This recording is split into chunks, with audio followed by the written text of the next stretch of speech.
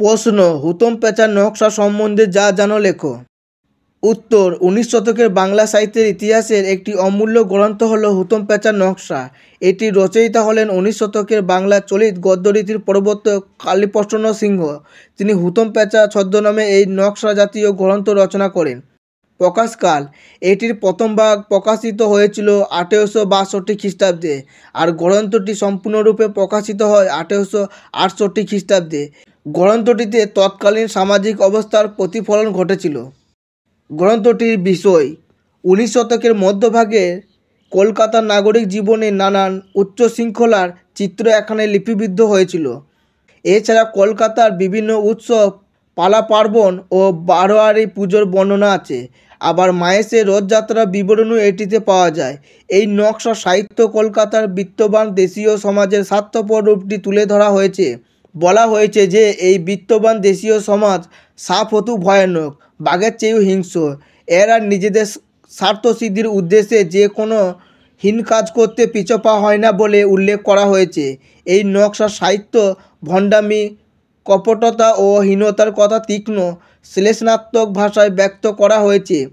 হুতম প্যাঁচা তার এই রচনায় কলকাতার বিত্তশালী ব্যক্তিদের তীব্রভাবে বিদ্রূপ করে দেশের ও দেশের উন্নতি তথা মঙ্গল কামনা করেছেন। নকশা শব্দের অর্থ, নকশা বলতে বোঝায় রেখাচিত্র। লেখক এই গ্রন্থে নকশা বলতে ব্যঙ্গধর্মী রেখাচিত্রকে বুঝিয়েছেন। এটি গদ্যে আকারে পরিবেশিত হয়েছে।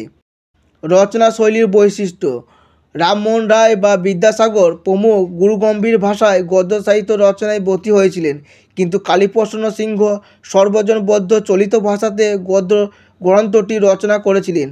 গ্রন্থটিতে ব্যঙ্গের পাশাপাশি রঙ্গরসের আধিক্যও ছিল। গ্রন্থটির রচনাকার নিয়ে বিতর্ক ছিল। কালীপ্রসন্ন সিংহের ছদ্মনাম হুতম প্যাঁচা ছিল বলে বেশিরভাগ পণ্ডিত মনে করেন।